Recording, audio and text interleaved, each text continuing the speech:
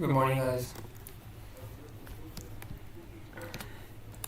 Welcome back to today's contest, and let's try to not mess up today's contest. I'm really hoping that we are able to solve the first three problems within an hour.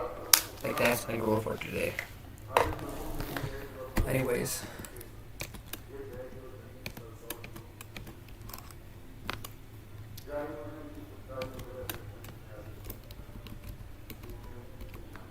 so Max table. One day, the schoolboy Mark misbehaved, so the teacher Sasha called him to the whiteboard. Sasha gave Mark a table with n rows and m columns. His task is to arrange the numbers 0, 1 till n into n minus 1 in the tables. Each number must be used in such a way as to maximize the sum of max across all rows and columns. So he needs to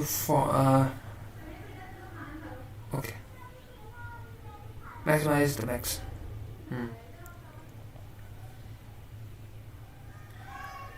Okay.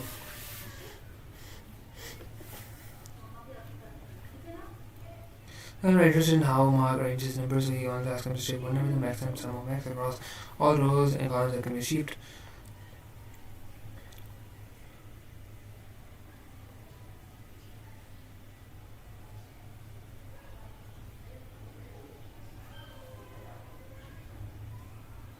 So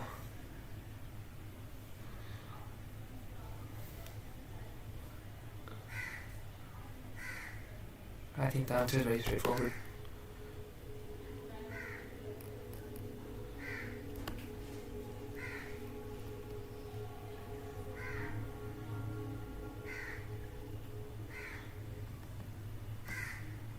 So we have 3 and 5.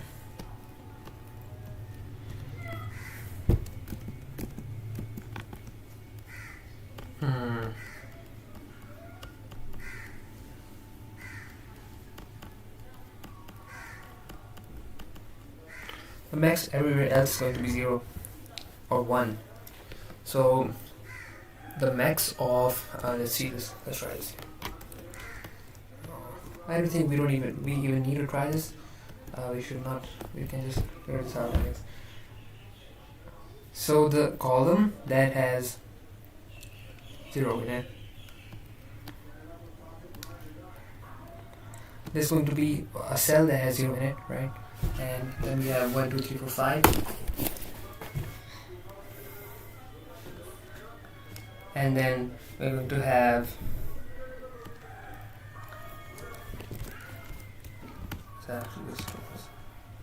so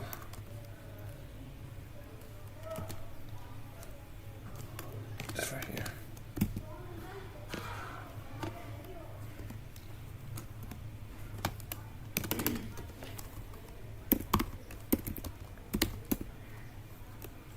I don't know why is it not opening, man.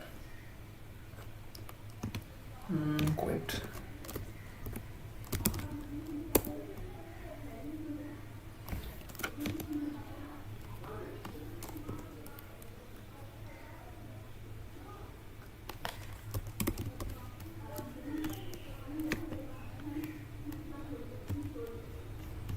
Oh, please. Why is it not running?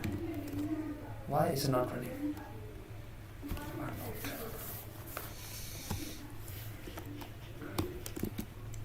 Anyways, the idea is supposed to be that I think the max should be greater, if I'm not wrong, because we have what we are going to have numbers from 0 and the max is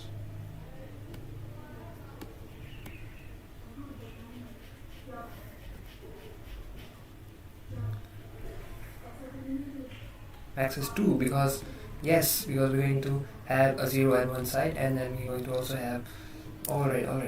So the max of this number right here. So 0 and 1, and then the max on one side is 2, and then we're going to add 1 there, so it's going to be 3. Whatever we do, we will just add 1.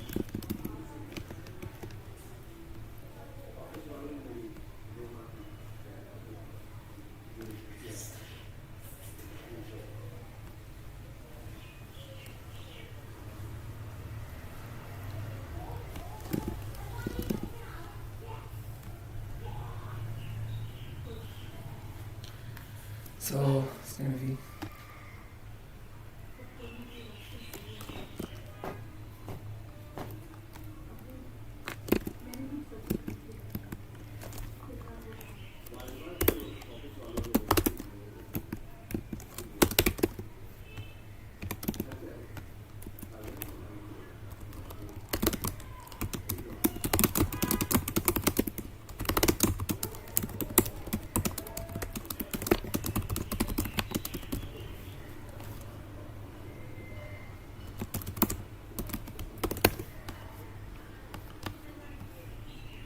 why is my R node not running? What the hell?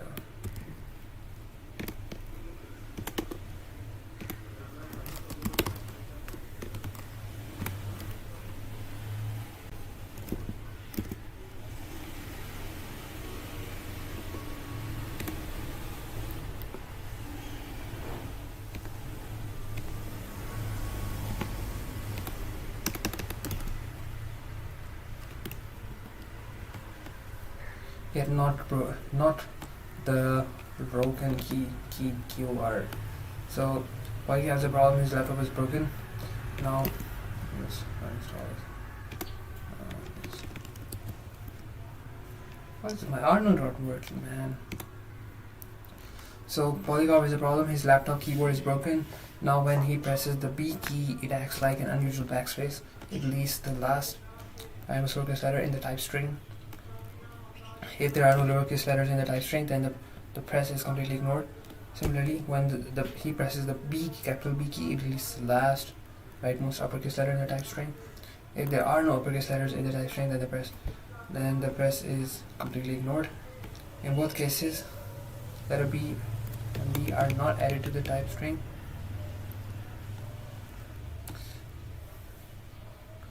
Here's an example where the sequence of was A, R, A. In this case, the type string will be as follows: A, then we're going to have an R, then we're going to have an A. When we add B here, so it's going to remove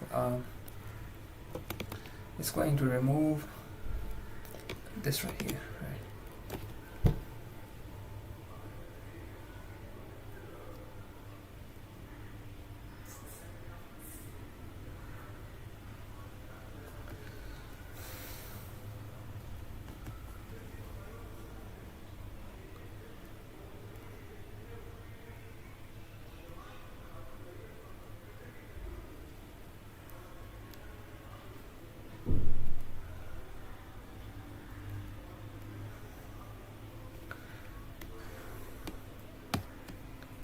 So we can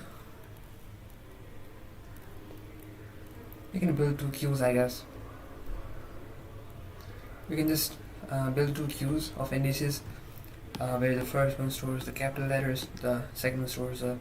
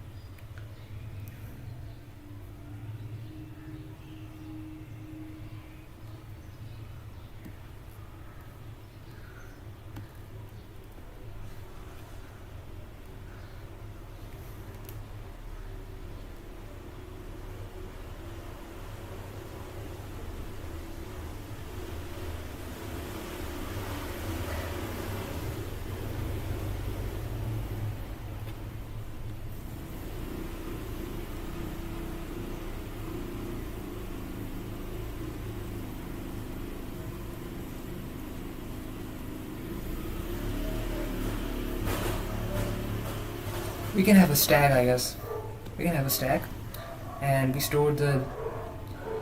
keep storing the index where there was a capital letter, and we keep storing the index where there was a small letter, right?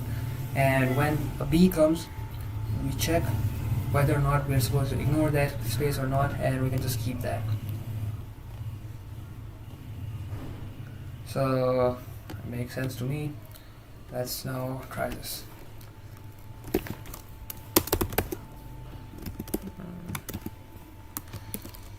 So we're going to have int n, let's say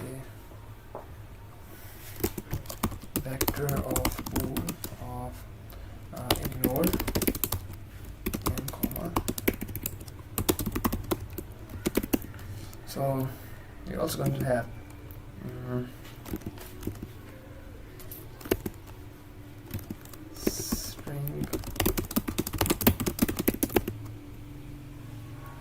string s, and we take that as an input.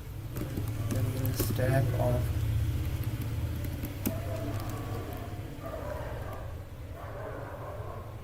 how does stack work?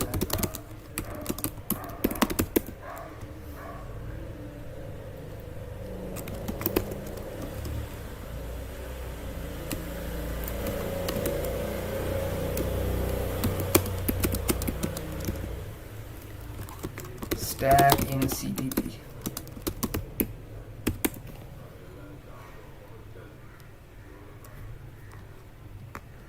You can actually just use indices, right?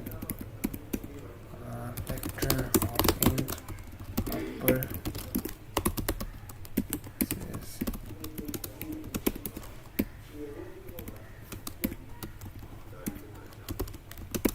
vector of int lower, right? For in I equal to 0, I equal to if so if s of I is equal to b, right? What do we do? We write check. So if the size of lower, if lower dot size equal to 0, then continue. Else we say ignore of lower dot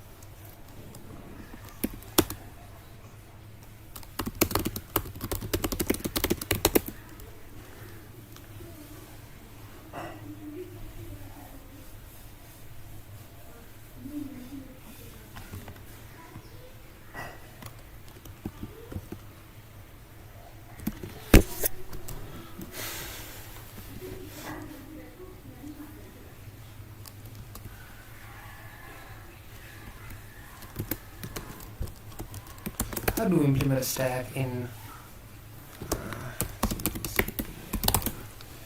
so what was the goal of stack?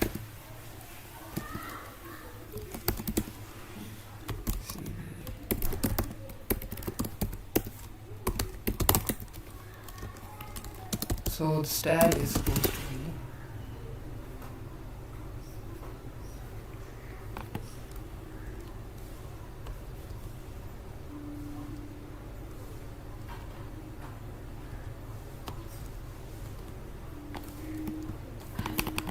let's just use the stack instead.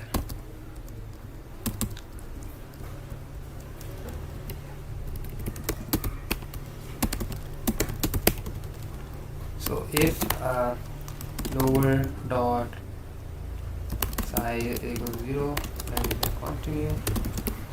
Else we say ignore lower dot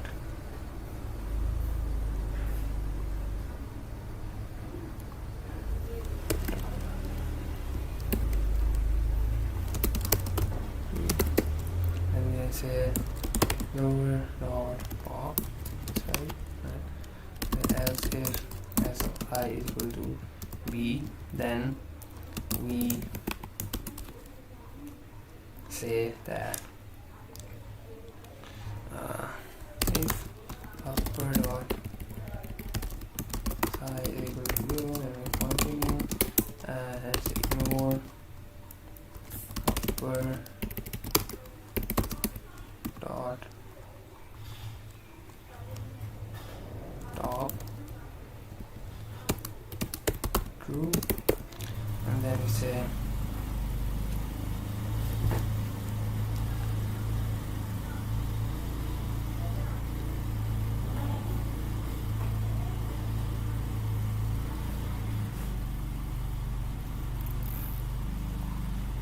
to pop this as well. So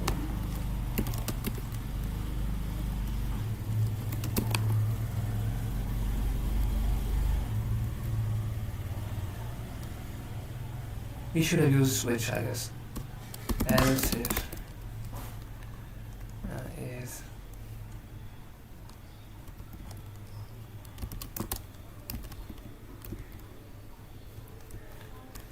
then we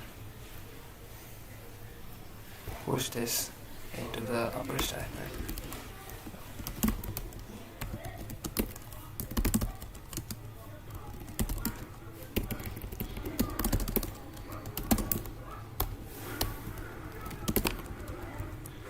So we're gonna say for and I equals to I plus plus if ignore I or s of I is equal to b or s of I is equal to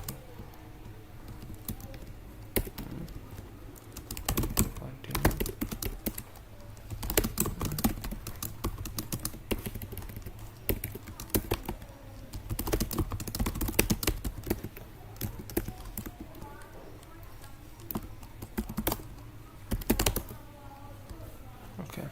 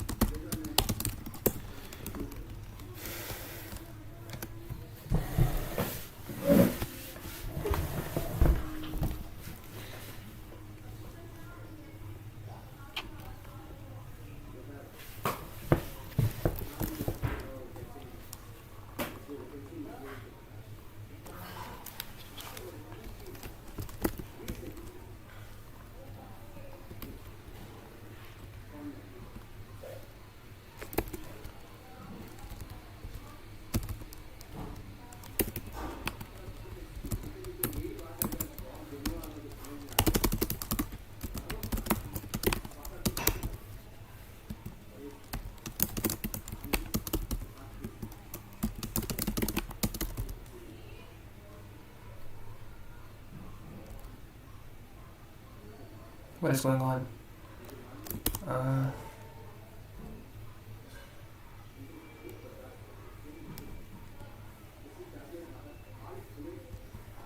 So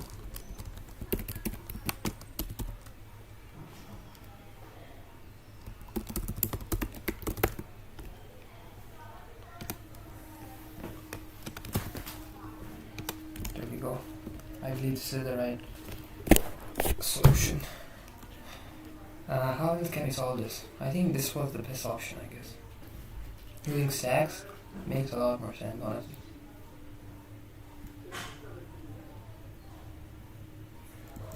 Anyways. So you're given an array A1, A2, AN, still n distinct meters, count the number of pairs ij such that I less than j, and please don't do this, man. Oh, let's go, ladies and gentlemen. Let's go. This is the first time I've been able to solve these in 20 minutes. So you're gonna array A, 1 till an, consisting of n distinct integers, count the number of pairs ij such that I is smaller than j, and ai, the product of ai and aj is equal to I plus j. So we have n distinct integers, and we need to choose two indices such that their product is equal to I plus j.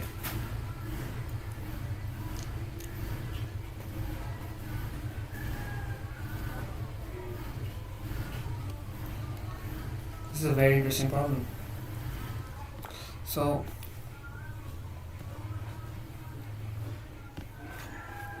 first line contains one integer, okay, the number of test cases. First line of each test case contains n length of array, we have n a, and then we have distinct elements. So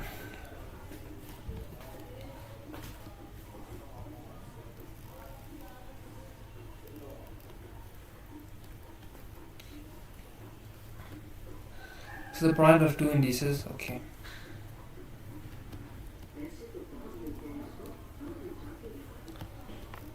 So indices are between 1. So we are starting from 1 till n, right? And let's say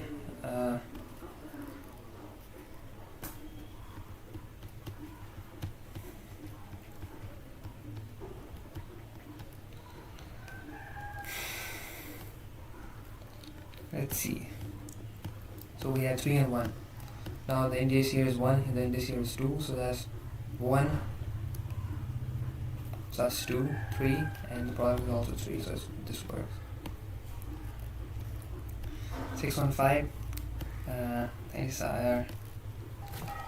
Okay, so what I'm going to do is I'm going to restart so that I hope that our node starts working.